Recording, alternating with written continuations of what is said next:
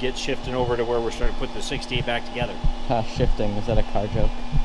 Yeah, no, it was not. It wasn't meant to be a joke, but it works. So. Yeah.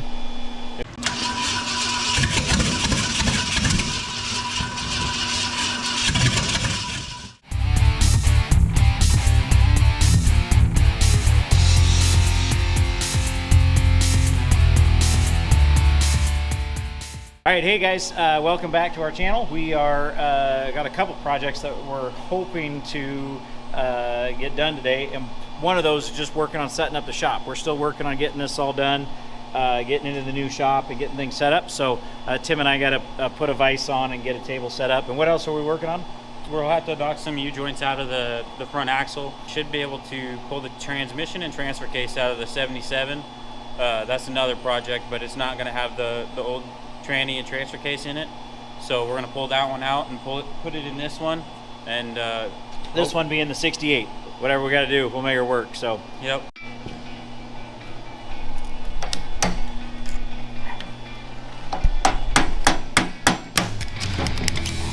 So one. Does that thing need to come out for it to be operational? Yeah, for us to get the ball joint or the U-joints pressed out, we have to get the retaining rings off. Why don't you flip it over and see if the retaining ring is on the other side, if we can see it. Like this one we can see. All right, so the challenge that we're running into is my vise is too small, and so it's not going to be enough for us to do U-joints. We don't have a U-joint press. There's a tool for doing this that we don't have yet. So we're gonna reset with our ball joint press and see if we can make that work too. Fun. So do that, and now take your hammer and tap here and here, because we got it. Okay. Whew. Popped right there. Keep going.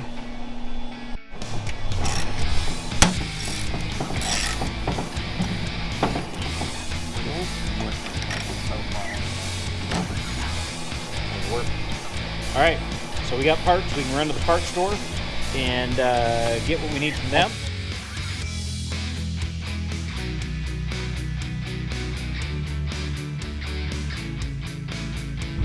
All right, so we got the parts for the 68. We're heading back, grab the 77, and drag it inside, see if we can get a transmission pulled out of that. Yeah. So, all right, so we're out here with the 77. We're gonna go ahead and hook onto this and drag this thing inside. It's got some parts on it that we want for the 68. What are you pulling off of here, Tim? I don't really know. I mean, I know that the transmission and the transfer case is coming out of this. I think the radiator is going to go in there, and then maybe a couple other parts too. We'll see.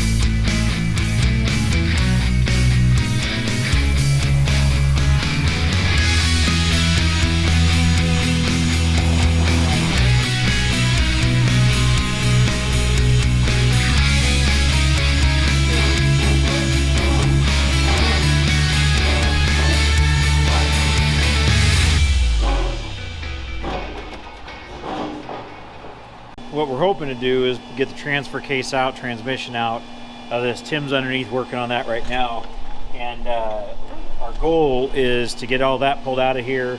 I don't know if we're going to do any more with pulling parts off this truck yet or not, but we'll see where we get with that today, because what we're really hoping for is in the next 2 weeks or so, we're going to be able to actually see this thing go from all parts on the 68 to where we're starting to put it back together and maybe fire up the motor. What I'm really hoping here in a couple of weeks, we're going to be driving that thing around the front yard. So that's the plan. We're pulling transfer case out today. Transmission is what we're working on now, and hopefully we'll get all that done and get shifting over to where we're starting to put the 68 back together. Shifting, is that a car joke? Yeah, no, it was not. It wasn't meant to be a joke, but it works. So Yeah. I'll put it in here. What do you need? What would change if it was a manual? Well, this is the transmission right here, and it's an automatic transmission. You shift the gears right here. There's linkages and parks up here. You have reverse, neutral, drive, and then second, and then first, and that's how you get all that. And then in this year they did a divorced transfer case. So this is what makes your truck four-wheel drive or your car is a transfer case. And so this is a divorced transfer case. So it's back here, separated from the transmission. And in most cars, now, especially nowadays, it's connected to the transmission. So the transfer case sits up here. So I just hope that this mount is able to take the transfer case in the other truck. You can kind of see what's going on, right? Yep.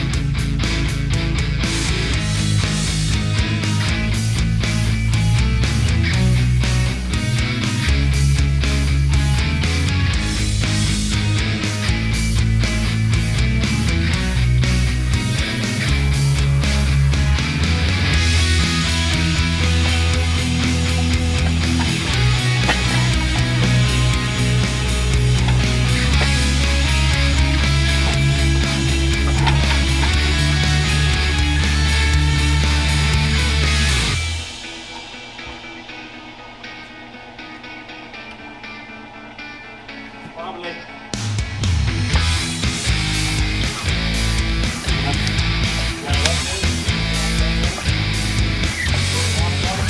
No, kind of.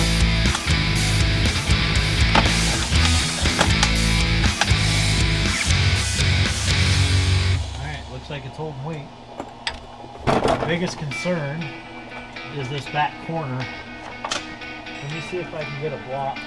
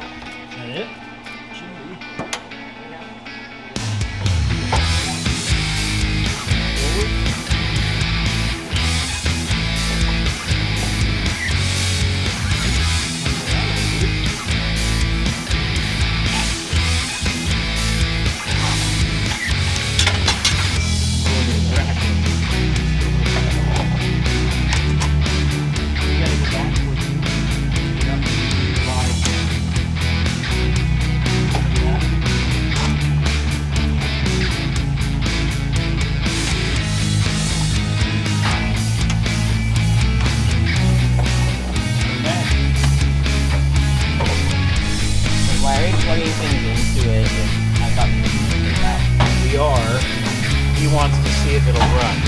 Oh, Right. Yep. So what we're trying to do right now is we're getting the ground line ground cable hooked up to it,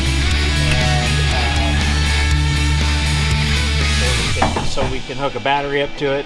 We'll have to get a jumper to the coil, and then we're just going to hit the starter wire on it to see if it'll fire. So,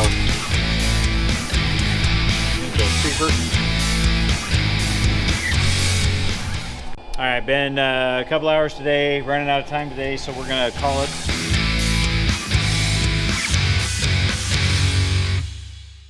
All right, we're back at it today, and Tim and I are, we're actually gonna jump on the 77. Yeah, we're gonna be tearing it apart. We're not starting it yet. We're just stealing parts off of it because that's what you do when you have old trucks.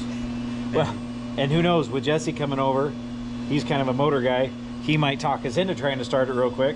Yeah. We'll see where we get. We might change the starter out and see if it starts. Yeah, just because once we get the front end off and stuff. It would be fun to actually see it fire up. Yeah. Just squirt some down there and. Oh, make sure. Something like that. We'll make sure we have a fire, I guess. All right, ready? Yep.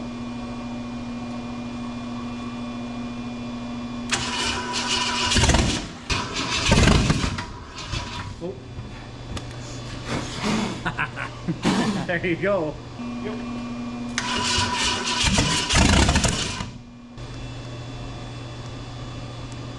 Here we go. Ready? Yep.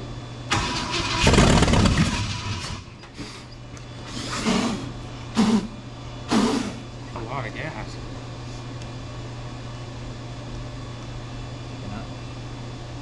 What'd you say? More than enough is plenty? Yep.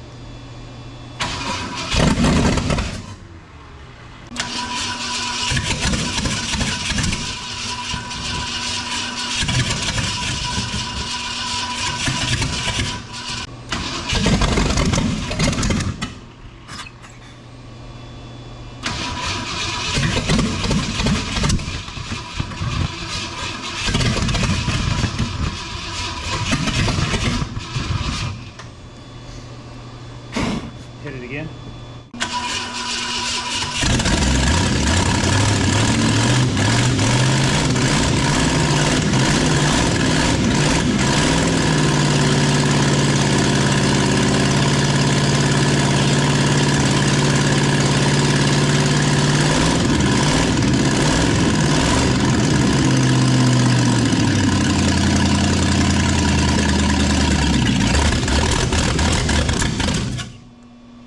I need a tune-up. She's a runner. Yeah. Man, Jesse, thanks for coming and helping us with that. No That's worries. awesome. Hey, there's nothing better than having something fire up. Yep. No sound like a V8 either. Yeah. Well, and it's not a good day in the garage if you didn't actually light the top of your motor on fire a couple of times, I guess. Right. So That's all part of the fun. That's why we got the fire extinguisher. that's right. Fire, that's right. Custom fuel tank, fire extinguisher. All right, guys. Well, that's probably going to be it for us for this week. Check in with us later, and make sure to like and subscribe our videos for us. Thanks for watching. See you next week.